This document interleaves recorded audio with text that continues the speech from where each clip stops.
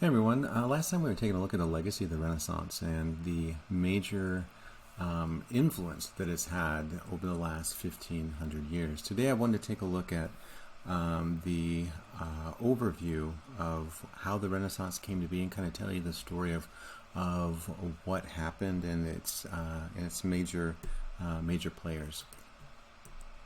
I wanted to start our discussion with the Renaissance by actually taking a look at two major works that are coming out of the Middle Ages, the previous era, and compare them to see how they're different from the Renaissance. This one with Cimabue on the left. It's entitled Madonna Enthroned, and what that means, Madonna is the mother of Jesus, and so she's sitting on a throne to represent her royalty within Christendom. And then on her lap is baby Jesus, and then around the throne is a bunch of angels that kind of surround them. And then down below you see these are the patrons, fathers of the church that are sitting there talking about important doctrine and scriptures and conversing, and they get to be part of this because they're of their earthly importance within Christendom. And so what we see here is Cimabue represents these figures, and they look kind of odd. They look kind of different. What we see here is Madonna's head just doesn't seem proportionally accurate. Her fingers are too long and skinny. Baby Jesus looks more like he's a miniature adolescent. And the angels just look like they just kind of are flattened on the canvas into this kind of flattened space. And then around their heads you see the halo to represent their holiness and their spirituality. And then the angels have wings. I wanted to take a look at another artist that represents the same subject matter, but does it a little bit differently. This one is Giotto's version of the Madonna Enthroned. And so we see very similar ideas here with Madonna sitting on a throne representing her royalty, baby Jesus on her lap, and then surrounded by angels and saints in the background.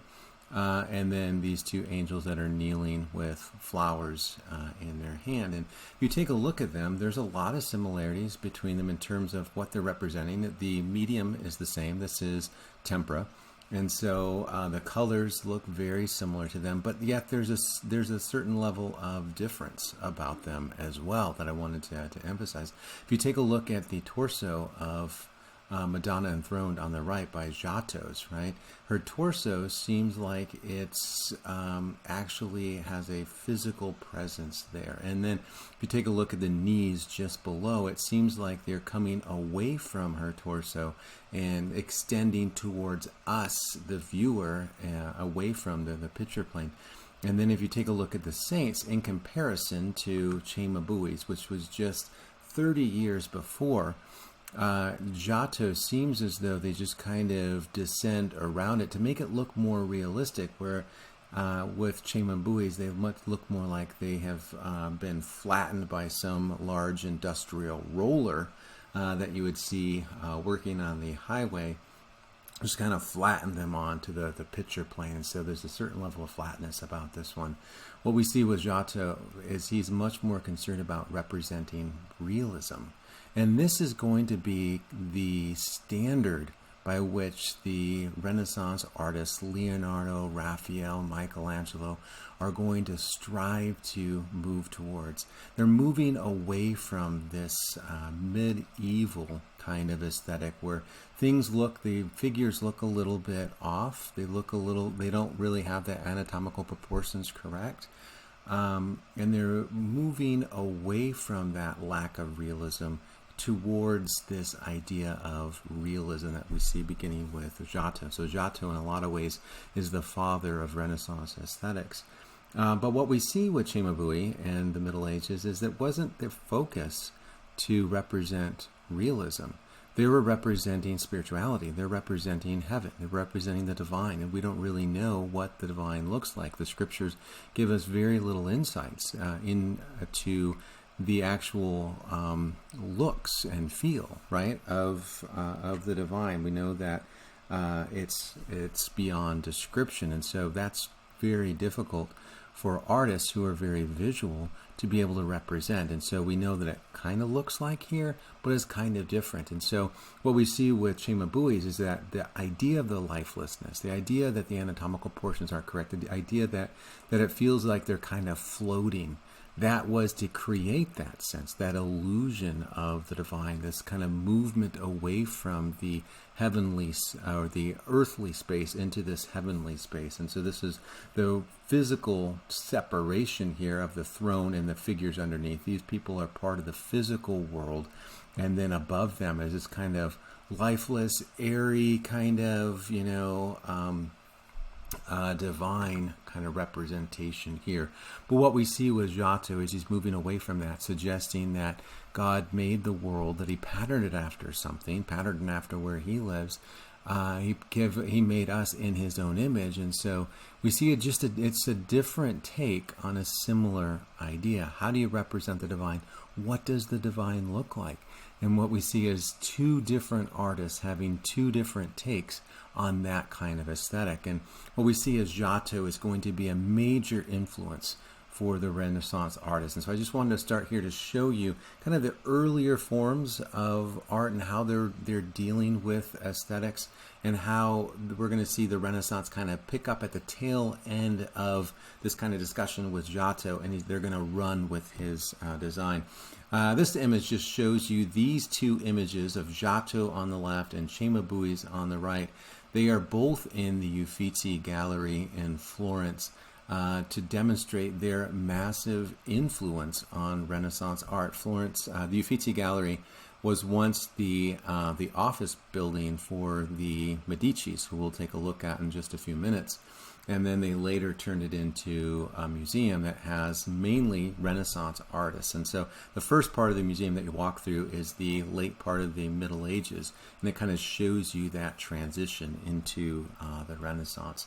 I wanted to start our discussion with the Renaissance by taking a look at a competition in 1401. It's always difficult to say when a particular movement begins or ends, because life doesn't necessarily change always on a dime or an instant, or one particular thing doesn't necessarily create all change. So it's very difficult for art historians to go back and say, this is the specific moment that this era began. That's always a little bit messy and tricky, because someone else can come up and say, no, it actually began much earlier with this other influence. And so it's always kind of difficult, but even though it is tricky and muddy, we'll just kind of say that it starts in 1401 with this competition. This is the competition for the Florence baptistry doors. And so you see the doors, the completed doors, on the right-hand side, and then you see on the left, this is what the baptistry looks like. It is an octagon-shaped building, and people in the Middle Ages would have to go inside the baptistry to get baptized before they could go inside the cathedral to be able to receive communion. And so this was a very important structure within the Florentine community. And so artists were really excited to be able to have the commission to be able to do this. And so this was a prize commission when they set this out, when the guild set this out, to say, hey, we're looking for this, for an artist to complete these doors. Everyone wanted to submit their design. And so just on the far, just right-hand corner of this image down here, this is where the completed doors were. They're now taken outside. We'll talk about this a little bit later. Now they're down in the basement of the dome, of the cathedral dome, which is just right next door. But let's just take a look at a couple of rules for the completion of the competition. And so the first rule was they had to be the same dimensions. And so roughly it's just a little bit bigger than an 8 by 10 notebook. It would probably be more of like a 12 by 12, somewhere around that size. So it had to be the same size. It had to be made of bronze. So it had to have the same medium that was being used. It had to represent the story of Abraham and Isaac. And they had 1 year to complete, which sounds like a long time, but those of you that have worked in bronze know that it's really tricky, because you have to first create clay molds and do the inverse image inside the clay molds, and then you have to put them together and then pour the molten material inside the mold and hope that there's no air pockets within the clay molds that you made that would cause them to crack and break, and then you'd have to start all over again. It is rumored that Michelangelo, anytime he worked in bronze, he would go to the Pope for a blessing to make sure that his molds held out and he would be able to have his completed image. And so it does take quite a while to be able to work with this medium. But this is what this is a scripture that they were supposed to create, right? And then we'll take a look at two of the finalists in just a second.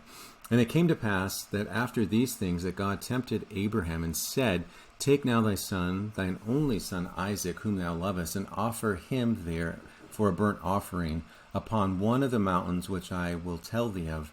And Abraham rose up early in the morning and saddled his ass and took 2 of his young men with him, and Isaac his son, and clave the wood for the burnt offering, and rose up and went unto the place which God had told him. And Abraham took the wood of the burnt offering and laid it upon Isaac his son, and took the fire in his hand and a knife, and they went both of them together. And Isaac spake unto Abraham his father, Behold the fire and the wood, but where is the lamb for the burnt offering? Already Isaac's a little bit nervous. Something's a little bit wrong. There's no sacrifice. And Abraham said, My son, God will provide himself a lamb for a burnt offering. So they went both of them together. And they came to the place which God had told them. And Abraham built an altar there, and laid the wood in order, and bound Isaac his son, and laid him upon the altar laid on the altar upon the wood. And Abraham stretched forth his hand, and took the knife to slay his son. And the angel of the Lord God called unto him out of heaven, and said, Abraham, Abraham. And he said, Here am I.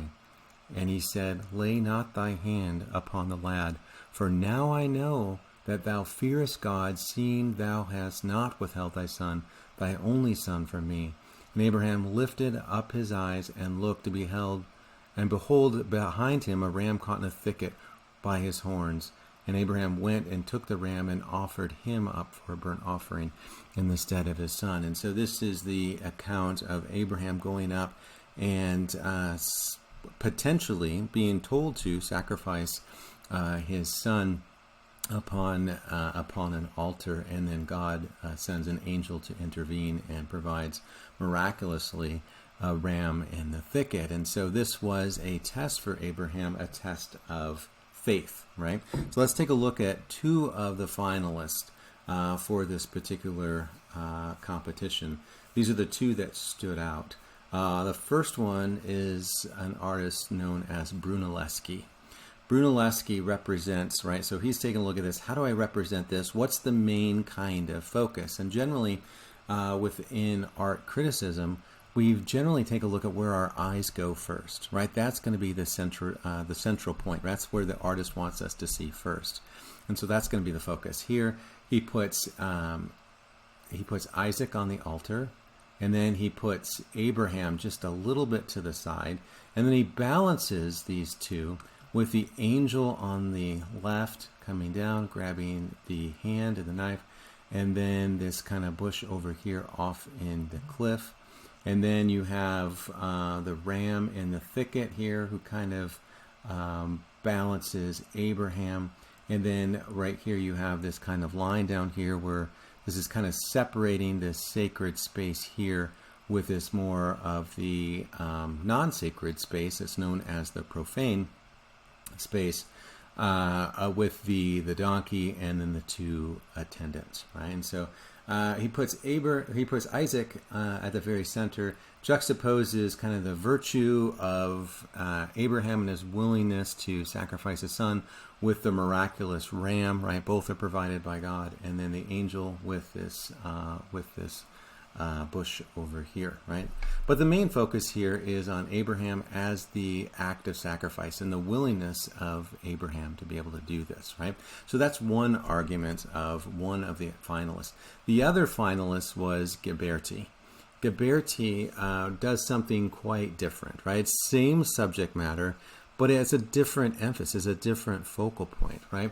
Here we have Abraham is the focus, rather than Isaac, rather than the act. It's Abraham, and this is a test to see whether he's willing to do it, right? And then just kind of thinking about the composition, the placement of characters. You have the angel coming up here on the right-hand side, being juxtaposed by the ram in the thicket up here and kind of on the top of the cliff. And then you have this cliff here, rather than separating them on the vertical line, Ghiberti decides to separate them on this horizontal line of this cliff, and then the cliff visually separates these two attendants with the donkey. And so everyone's kind of in it, that's mentioned within the scriptures of Genesis. But it's a different kind of focus, right?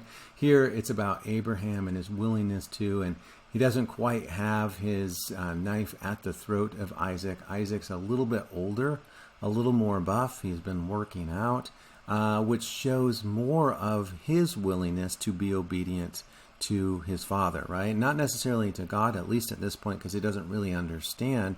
He's not the one that, he's like the one saying, hey, where's the sacrifice, right? So he doesn't really know, but he's obedient to his father and trusts his father, and then his father is trusting God. And so it's an interesting kind of emphasis that's being represented. Thinking about them together, I just want you to think about which one you like better and why, right? Which one do you think does a better job of representing or capturing the meaning of the story to you, right? Now, when the committee that was put together to decide which artist was going to get the commission, when they saw these two, they thought, wow, these are really good, and they had a hard time judging between them, much like we would today.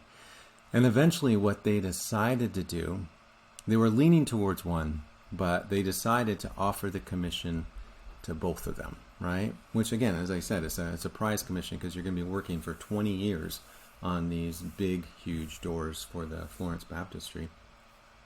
And they decided to offer it to both of them. And Brunelleschi, the artist on the left-hand side, decided not to take the commission. He didn't want to share it. He wanted it to be his. He thought his work deserved enough merit to be able to get the commission on his own. And so, because he withdrew, the commission then went to Ghiberti, right? But just to show you some of the intricate complexities of art history and sometimes art commissions. These works are currently housed in the same art museum in Florence, in the Bargello, so you can go and see them side by side as they were meant to be, perhaps. And this is my wife standing next to them, just to give you a sense of scale and size of the two works. And then this is the doors, the completed doors on the left-hand side. This is where they are in situ or en site. But these are replicas, right? But it gives you the sense of what they were, where they were originally, and then they took them out later and they put them in the basement of the cathedral. And this is where they currently are. And there's a pane of glass on both sides to protect them, but you can see both sides walk entirely around it to get a sense of it. But it gives you the sense of just the different images that are being represented, why it took so long. When Michelangelo saw this, he called them the gates of paradise, because he couldn't imagine the gates to heaven being any more beautiful than what Ghiberti did. And then this is going to I'm going to come back to that particular side of the story in just a moment, right? Let's take a look at the rise of Florence and some of the socio-political elements that are happening at the time. One was the economic climate. Florence had become the economic capital of the world, and mainly they became the economic capital of the world because of the bubonic plague. The bubonic plague changed European history in the 14th century, right? And so right before the Renaissance begins, this is kind of one of the major catalysts that bring about the Renaissance. But what happens is it hits Florence early, and it hits Florence hard, right? Florence was becoming this major trader, and so these shipping boats came in from China, which had rats on them that had fleas that had the bubonic plague on them, and then when they bit the fleas, or the fleas then moved to humans and bit the humans, it would then spread the disease. They didn't know that at the time, but it killed, or how the disease was spread, but it killed 1/3 of the population of Europe, and so it was quite devastating. And so as this spread, it spread much slower than COVID, but as it spread throughout Europe, different communities would just collapse, right? They would just collapse as the disease kind of raged through. But what was fortunate for Florence was that they got hit early, and so they recovered soon. And that's going to be a key for this kind of economic recovery for Florence. And then they're able to fund the artists that we'll take a look at. I like this particular quote because it really helps to illustrate. This is an eyewitness account that helps to illustrate the horror of the bubonic plague. I say then that such was the energy of the contagion of said pestilence. Again, they don't know how it's being spread. They just see it's wreaking havoc.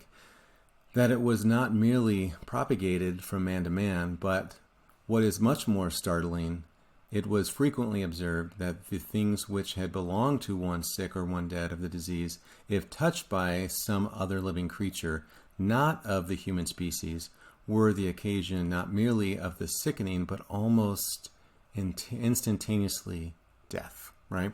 And so even animals are dying from this contagion, whereof my own eyes, as I said a little before, had my cognizance, one day, among others, by the following experience: the rags of a poor man who died of the disease being strewn about the open street, 2 hogs came thither, and after, as it is their wont, no little trifling with their snouts, took the rags between their teeth and tossed them to and from about their chaps, whereupon almost immediately they gave a few turns and fell down dead, as if by poisoned, upon the rags in which an evil hour they had disturbed.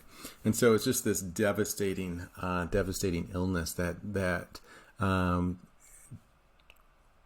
tremendously impacts the economy of Europe, and we'll take a look at how what happens as a result. And on the far left-hand side, you see one of the masks that doctors would wear going in, because they didn't know how it was spread, and so they would go in with these hideous-looking masks to protect themselves. Generally, it didn't really work, but it gave them a sense of protection. And then another element of the rise of Florence was banking. A lot of areas and regions in Europe didn't do banking because the Catholic Church saw banking as a sin. And more specifically, Dante, a medieval poet, puts usurers, as he calls them, these are bankers, in the inner depths of hell. And so people were really afraid to be bankers. A lot of them didn't want to do it. They kind of thought it was kind of more of a seedy side of the business world. And the reason for this was they didn't like the idea of lending money on interest. Because when you're lending money on interest, you're not really working for your income. And so they saw it as kind of a vice. Not to mention it causes people to go into massive debt, and then that creates its own problems. But some people in Florence were okay with that, and Florence became a major banking capital. And because they became a major banking capital, it became a major economic powerhouse, right? Another major element of the rise of Florence was what is known as the signores. The signore is the leader of Florence, and so mainly it's kind of like a mayor. And the mayors would be elected for about a 2-month term, and then they'd have another election and someone else would serve. And so the signores were mainly coming from the banking, the industries. And so what they mainly focused on, rather than other areas that had kings and queens as their leaders, they were mainly focusing on peace, because war is very costly and detrimental. And if you are a business person, you just really want good times, good economic times to keep rolling. And so the signores were really focused on just ensuring that the economy was working, And so that leads to a lot of economic stability. It leads to a lot of political stability. And then that is able to create a lot of wealth in Florence. And once you get that wealth, you can then turn to the creation of the arts. Let's take a look at one specific Medici, or one specific Signore family known as the Medicis. These are going to be the major players of the Renaissance.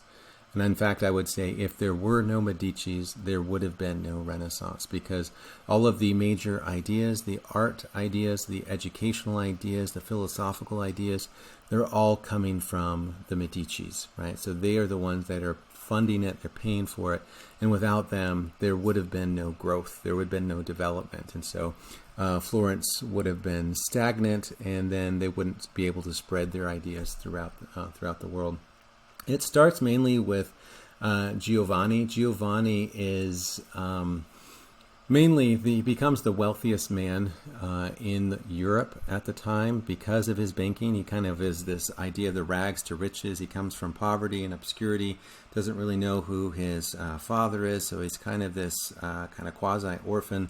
But then he works really hard, gets into the banking industry, excels at that, and becomes widely prosperous, where he has banking divisions in Amsterdam, in London. He has them in France, and so he has them all over. And so he's starting to spread the Medici wealth, and becomes the most wealthy, powerful, right, economically powerful person in the world.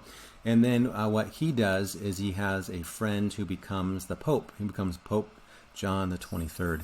And because he has this friendship, the Pope turns to the Medicis to become the Pope's banker. And so essentially, not only are they this wealthy family that's already developing this economic powerhouse, they then now have the ears of the Catholic Church, and they also have the purse of the Catholic Church. And so this just expands the family's dynasty even further. What we have with Cosimo, I think it's his grandson, Cosimo takes that idea of wealth and then uses it for political influence. And so he becomes a signore, and he uses that power in order to secure his family's position and to secure the wealth and prosperity of Florence. But the problem was he had a rival known as the Albicis, right? So that's another potential signore family, another wealthy family in Florence. And what the Albicis did is the Albicis argued, look, these Medicis are shifty. We can't really trust them. So what we need to do is we need to take them out of power. And the argument that he made was the Medicis have all of this money throughout Europe. They're funding France, and France is our potential enemy. We're kind of having to keep our eye on them. And so we're not really sure about his political allegiance. So he could be a traitor. We don't know, right? It's kind of started spreading those rumors. And it created this mass panic. And what happened was they decided to take Cosimo's power away, and then they locked him up in town hall in the Palazzo di Vecchio. And they then said, we're going to put him on trial for treason, right, for funding these other countries. And what they did is they gathered the town together, and they gave them a black card and a white card. And they then said, cast your lots. And so if you think he's guilty, put the black card in. If you think he's innocent, put the white card in. And so when they counted all the lots, the lot fell against Cosimo, right? So he was condemned to die. But Cosimo's not an idiot. And so what he does is he takes some of his money and he bribes the guards. Hey, look, if you get me out, I will give you X amount of money when I get free, right? X amount of gold florins, right? When I get free. And so they do it. And so he sneaks out in the middle of the night, right? So good, he's alive, right? Good news, he's alive. Bad news is he's cut off from his family, cut off from his home, cut off from any type of power or influence. And so he decides to take the next step. If the Albicis want to escalate this, let's take this to the next level. And so what he does is he decides to close his banks. Well, his banks are the wealthiest, most prosperous banks in Florence and throughout Europe. And when he closes his banks in Florence, what happens is people aren't able to make payroll, right? So if you're not able to make payroll, then you're not able to get paid for your wages, and then the economy essentially collapses. So when people aren't getting paid, they then become extremely anxious, and they start turning on the Albizzis. They said the Albizzis brought this upon us. They anger Cosimo. We need to get him back, right? And so they took out the Albizzis, and then they wrote to Cosimo, and they said, "Dear Cosimo, please come back, and please open up your banks again." And so he says, "I'll come back on one condition, and that condition is I want to lead you, but I don't want this whole idea of this 2-month stint, and I don't want any other rival family coming in. I don't want to compete politically. I just want to lead, right? And so I'm just going to be kind of like a quasi-emperor." And they said, "Okay, that's fine. We just want you to come back and bring your money with you." And so he comes back, and he essentially rules as the single ruler of Florence until his death, right? And so what he does is he stabilizes Florence. He makes them further more of an economic powerhouse, right? Does a lot of good. And then what he also does is he starts to say, I need to do something with this wealth, right? What can I do to build the prestige of Florence, to create this legacy, to kind of show not only my generosity, but also the greatness of a town that I grew up in, the town that I love. And so he says the best thing to do is start funding art and creating this. And so he develops this system of patronage where he starts paying for artists, and he starts that legacy within his family where we're going to start paying for education, paying for culture, paying for artists to be able to create art, new ideas coming in. And so really it's Cosimo that starts this whole trend to begin the Renaissance. And then his, I think, grandson, Lorenzo, known as Lorenzo the Magnificent, soon takes over, and he is gaining more and more power. And at this time, the Catholic Church is a little bit suspicious of the Medicis, right? They're suspicious that the Medicis have too much power, that they're going to forget their place in the world, and they're going to become too prideful, and so we need to take out the Medicis. Now, there's a good way to do it and a bad way to do it, and what they decided to do is do it the fastest, easiest way, not the good way to do it. And what the Pope decided to do is he sent, Pope Sixtus sent 2 assassins to the Medicis, right, to wipe out Lorenzo Medici, and his brother, who he knew that if we just killed one, the other one would take over, and it wouldn't be any different. And so they had to kill both Medicis in order to ensure this would happen.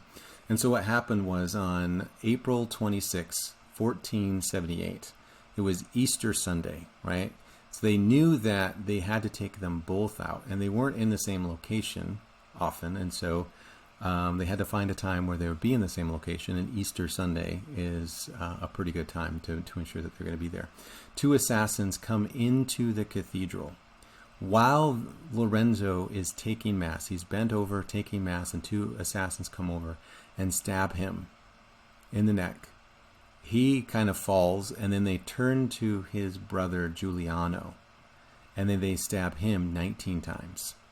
And then they turn back to Lorenzo to try to finish the job, but he has somehow kind of scuttled away and got lost in the crowd, who is completely aghast, as you can only imagine. And then Lorenzo appears a few minutes later on the ledge of the cathedral and reveals himself to the people. And the people realize the Medicis are still in power, and so they turn on the 2 assassins, and then they kill the assassins. I mean, can you imagine this is happening not only on Easter Sunday, but within a cathedral to boot, right? Yeah, you can't make this stuff up. Giuliano died instantly, but Lorenzo maintains his power, and what he decided to do, rather than enacting vengeance on the Pope, which wouldn't be a good idea, he decided to negotiate peace. And so he sets up a meeting, which is kind of risky to begin with, but as he sets up a meeting with the Pope, and he leaves Florence with a lot of gold florins, a lot of money, and meets up with the Pope and says, "Here, we hope that you will take this as a tribute for our appreciation for all you're doing." And essentially it was a bribe, and it worked. The Pope said, "Fine, go ahead, go back to to Florence." And for the rest of Lorenzo's life, he was left alone from the Catholic Church. He didn't have to worry about the Pope coming in and trying another assassination campaign. And so when he returns to Florence, he is honored as Lorenzo the Magnificent, right? The great Lorenzo who negotiated peace between Florence and the Pope. And what Lorenzo does is he develops a system of favors. You do a favor for me, I'll do a favor for you. And so he's developing a way to help other people, but also to get something from it as well, which only expands his power even further. He's going to be one of the, he's going to further his grandfather's legacy of paying for the arts. And he's going to see a very young artist who was about 12 at the time. And he's going to see one of his sculptures, and he's going to be completely encapsulated with it in awe. And he's going to invite that young artist into his home, and he's going to raise him as a son. Right, and we'll take a look at the artist that he takes in. We'll take a look at Michelangelo in just a little bit. Let's also take a look at Catherine Medici. She's also part of the Medici legacy.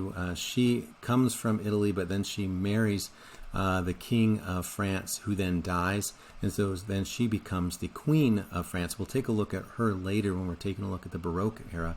So she comes about, several years later. But it just shows you the power of the Medicis. And their focus is not just on gaining their own power and the kind of this selfish exploitation, which that's part of it, but it's also about creating the legacy of Florence and developing the Renaissance, right? So without them, there wouldn't be a Renaissance. And for other Medicis, just to kind of further this, the Medicis argued, Lorenzo specifically argued, if you want real power, you have to go into the church. And so he sent two of his sons to become priests, and they later became cardinals, and one of them became Pope, Pope Leo X, which is going to be the Pope that Martin Luther becomes angry with and causes the Reformation, which we'll take a look at that later. But also Clement VII, Pius the Fourth, and Leo XI. These are all Medicis, and so this is a very powerful, influential family. And without them, right? So they've done a lot of good. They also do a lot of bad. So it's a complicated examination of their life. But without them, there really wouldn't be the Renaissance. I don't know if you guys are familiar with a TV show that came out a couple of years ago. It was called Secret Princes. In one of the season, they had a Medici come in, and what the main gist of Secret Princes is they take princes that are from European countries, and then they put them in America in disguised as regular people, and then they have to cook for themselves, clean for themselves, dress themselves for the first time, and they have to navigate that, and then they also have to find their bride, right? So they're looking for love. That they can then propose to at the very end of the season, right? Because it's kind of like the reveal, hey, I'm really a prince. You want to come back to my kingdom and be a princess. So it's kind of this fairy tale kind of idea for the show. If you haven't seen it, you should check it out. But one season they had a Medici, and I wanted to take a look at that because taking a look at him gives us greater insights into the Medici family and how they were. I am Prince Lorenzo Maria Raimondo de' Medici in Campitelli di Calabria. I'm from a little beautiful town called Martirano, where my ancestors were the rulers of all the region during the Renaissance time. I'm part of the big family, the Medici. My family was the most important family in Italy and one of the most important families in Europe. So coming from a family like this, it was for me always something very, very difficult, but something very important. I mean, I couldn't never be always myself. I love clothes. I'm Italian, and all my clothes are handmade, tailor-made. Details are very important for a prince. And details are the difference between a normal person and a prince. When you are from a rich family and you are educated with a rich family to have everything, you are spoiled most of the time. The women I'm meeting, they are almost all spoiled. Why go undercover in Austin, Texas? I think that it's something that every person should try in life, to be another person with another name in another completely different environment. It's not bad, eh? It's not bad. At home I'm used to my tailor clothes made specific for me. And now here I have to use used clothes from somebody that I don't know what he was doing with these clothes. I can't get used to it, that I don't have money with me. It's really awkward. So can I pay this? In total of 1616. Guys, we don't have. It's 16 yours, not together. No, together, right? Yes, all together. No, it's all together. No, sir, yours. We can accept. Don't worry about it. This man gives to me $3 without knowing me, and with beautiful eyes and beautiful heart. And I felt so embarrassing, but really I think that American people has the most generous people in the world.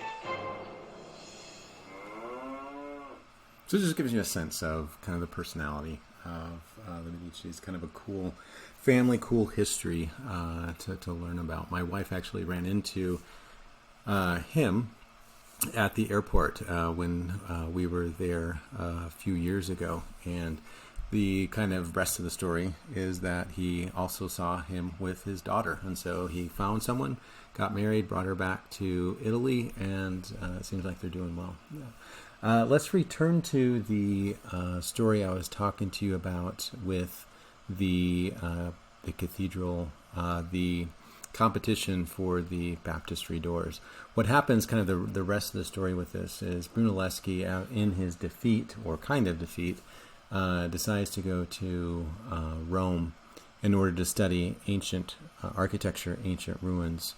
And he takes an apprentice with him, a young apprentice named Donatello, and both of them are studying these ancient ruins of Rome. And Rome at the time was pretty much, it's not the Rome that we think of today. It was pretty much dilapidated. The papacy had moved away for several decades, and the papal quarters were being used to house livestock. And so a lot of Rome was just kind of run down, and a lot of the ancient ruins, the ancient sites there from the old days of ancient Rome were pretty much, people didn't touch them. There was a lot of superstition around them. They thought there were evil spirits that inhabited the objects, and so a lot of people didn't really touch it. And so it was just kind of in ruins and in dilapidated state. But Brunelleschi and Donatello went down there to study it, to see if there's any type of secrets. And so they begin this idea of the Renaissance, right? The Renaissance means rebirth, right? The rebirth of classical ideas, the rebirth of classical stories and mythology, the rebirth of classical art forms. And so they begin this trend in art to go back to the classics, to study some of the truths and the ideas that they were interested in. One of the major ideas that Brunelleschi was interested in was how to create a dome.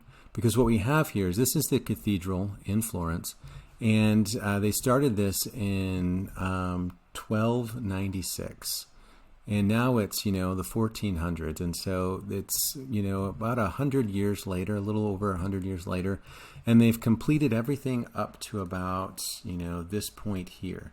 They've been able to complete, a lot of the architecture around there, but they're not able to complete the dome because they don't know how to do it. And so the problem with creating a dome is that it has not only downward force that any roof is going to have. A roof is going to have this downward pressure on the walls, but it also has hoop stress, which is a different type of pressure. It's like if you take a stick and start bending it, and before it breaks, right, it's going to start pushing back, right? So it's going to have this kind of this outward pressure to it, not just downward, but it's going to have outward pressure to it.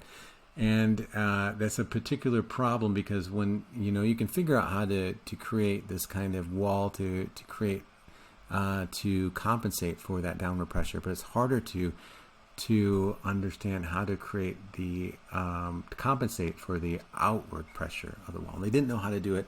He goes down to Rome, and he's mainly interested in this, right? This ancient structure, this ancient temple in Rome, which is downtown in the center, very center of Rome.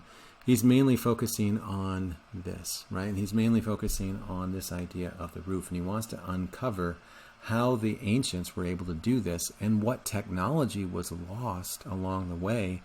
Why were they able to do it so long ago, and now we're unable to do it? And so he wants to be able to figure out how to do this. And this is just another shot of this. It's kind of more of a contemporary shot. When I was there, I just stood in front of it and took a photo of it.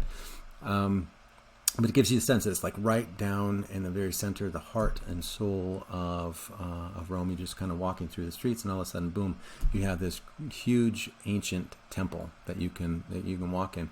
And as you go through it, this is the oculus at the very center. This is just the roof as I'm standing at the very center of the Pantheon. I just took a picture, and you can see the oculus, and this is an actual hole, right? When it rains in Rome, the floors get wet, but they have this ingenuitive design where you have the water being able to go through the floor. But again, this is what he's mainly interested in. This is the simple kind of floor plan of the Pantheon. It's just a simple circle and a square, and that's it. And this simplicity of this design is going to heavily influence the Renaissance, right? The idea of beauty is simplicity and order, right? That's it. That's the main focus. And it's the idea of mathematical precision. The argument was that they wanted to focus on the two most perfect geometric shapes, the circle and the square. The circle represents the divine generally, right? This kind of never-ending kind of element. And the square represents the earth. And so this is kind of the physical realm that we live in. And so with the circle and square, you have these two perfect shapes, the eternal and the physical coming together. That's kind of the Renaissance mind of how they saw it. This is how they were able to do the dome. As you notice at the very base of the dome, it's really thick. But as you get closer to the top of the dome, it comes really thin. And so that's the way to be able to compensate for the hoop stress in the dome, is that the heavy base can kind of compensate for the thinner top of it. They also used volcanic ash in the cement, which was a technology that was kind of lost when Rome fell apart. We later look back at and done scientific analysis on their cement, and they actually have volcanic ash in it. So that made it really strong and really light. But Brunelleschi didn't know that at the time. He's just taking a look at how they're able to do this, and he starts, figuring out some designs and ideas. And just to give you a sense of the Middle Ages versus the Antiquity, right, this is the Middle Ages, which is very busy, right, with the facade. This is the facade of the Reims Cathedral in France, with the bell towers over here, and then you have all of the statues and the we'll take a look at it there. The buttresses, flying buttresses, very busy design. But the Pantheon is very simple, right? Even this, you have the pediment on the top, and then you also have just this porch here, which is just a simple rectangle, and then you have the columns that are supporting it. So very simple designs. Another rectangle and a triangle, and that's it. And so Renaissance is trying to bring back these older forms, these older styles. And then this is what you have with the cathedral, right? The Florence Cathedral is they're trying to bring back these older ancient designs and bring them back more into the contemporary world. There were a couple problems with the cathedral dome. One problem was the walls were 140 feet high, which is really high and almost max capacity for a weight for what they were. So that meant that it couldn't have a very heavy dome or ceiling. And they were 140 feet wide across, right? And so that meant that it was going to have to be a very wide, right? A very wide roof. And so that was kind of the problem that was presented to the to people as they were trying to figure this out, and they couldn't do it. And then the dome extends to 367 feet high. What happens is around 1418, you have the Pope that's moving back from France down to Rome, but because Rome is so dilapidated and they've been using the papal quarters to house livestock, he can't live there until they clean it up. And so what he does, he decides to stay with his good friend, the Medicis, in Florence until they're done renovating Rome. And so what happens is, as the Pope is there, it's kind of an embarrassing eyesore to have the cathedral have this kind of all done except for this gaping hole, right? Because again, this wasn't completed. And so what Cosimo did, Cosimo Medici, he says, let's have a competition to complete the dome. And so again, very similar to the competition in 1401, this is a competition for all the best artists.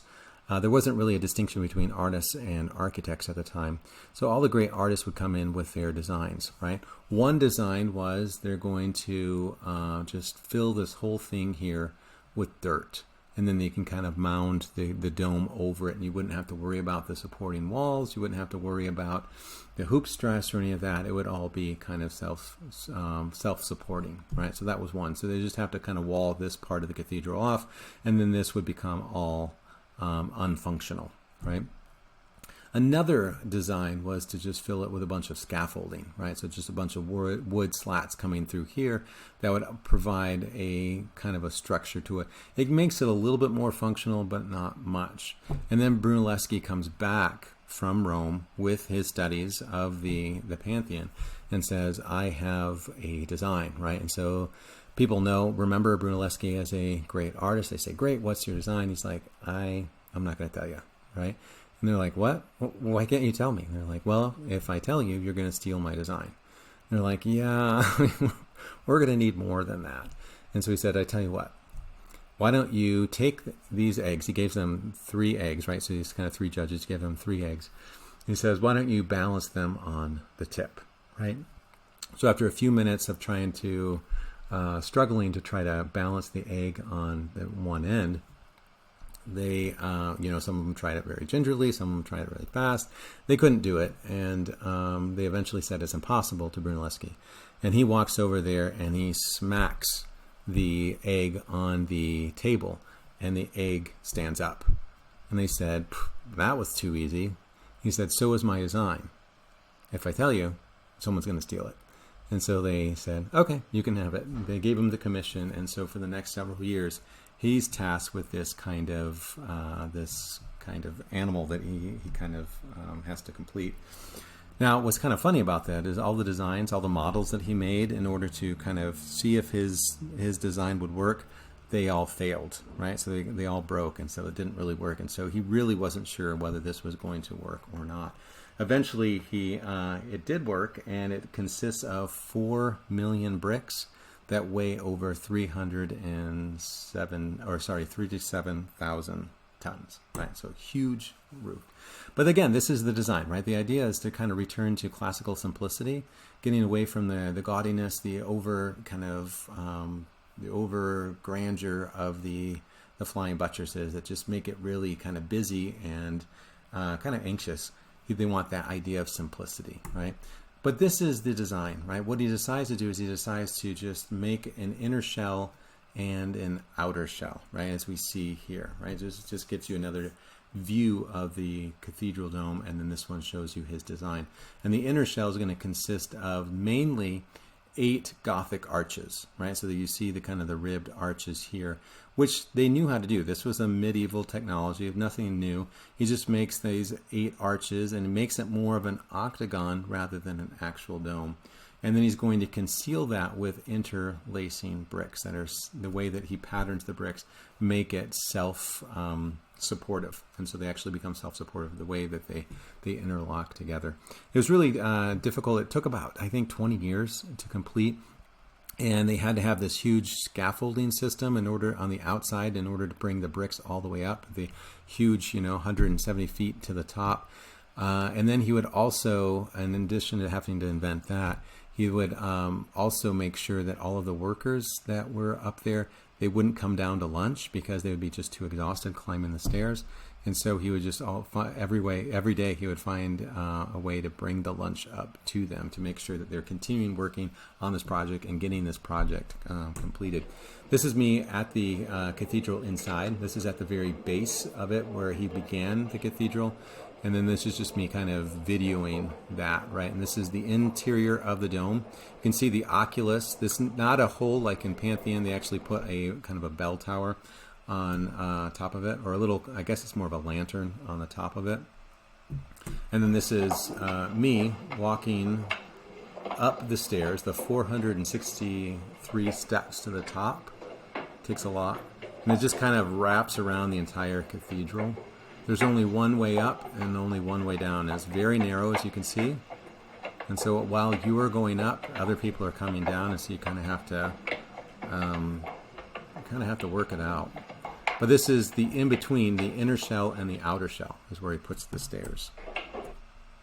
And then those that walk up the 400 plus steps are afforded this view of Florence, which looks today much like it did back in the 1400s. It still looks very, very similar. And this is over here.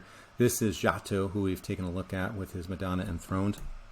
This is his bell tower that he did towards the end of the Middle Ages. And so this idea of simplicity for the bell tower inspired, Florence to say, hey, we need to do something very simple and focus on the simple design. And then this is me and my wife going up and being exhausted. But really, it dominates the Florence skyline, right? Even to this day, it's one of the largest cathedrals in Europe. I think it's 8th. It was number 1 at the time, but now I think it's kind of fallen to number 8. But still one of the biggest in Europe. And it's just the dome just dominates the skyline. That they had this technology, they were able to do it. And it inspires, right? It continues to inspire this idea of going back to the ancients, going back to ancient Greece and Rome for inspiration. Inspired the United States, right? So almost all the Capitol buildings have this idea of the dome. The Renaissance lasted roughly 2 centuries. The High Renaissance, or 1500s, is well known for the work of Leonardo, Michelangelo, and Raphael. But the first half of the Renaissance, the 1400s, is often overlooked. While the main structure of the Florence Cathedral is medieval, its remarkable dome and much of the art decorating its facade, baptistry, and bell tower define this first century of the Renaissance. The Duomo, that's Italian for cathedral, is huge, the largest anywhere when finished in the 15th century, and still in the top 20.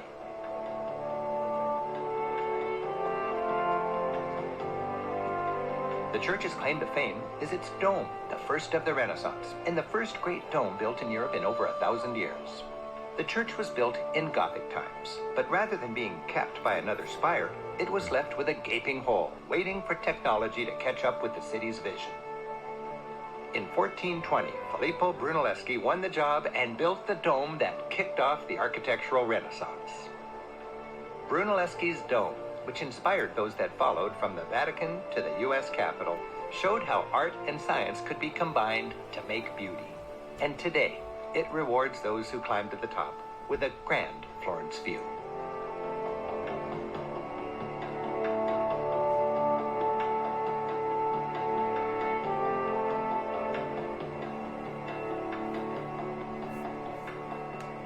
While the Duomo's architecture and statues are impressive, the baptistry, across from the cathedral, is centuries older.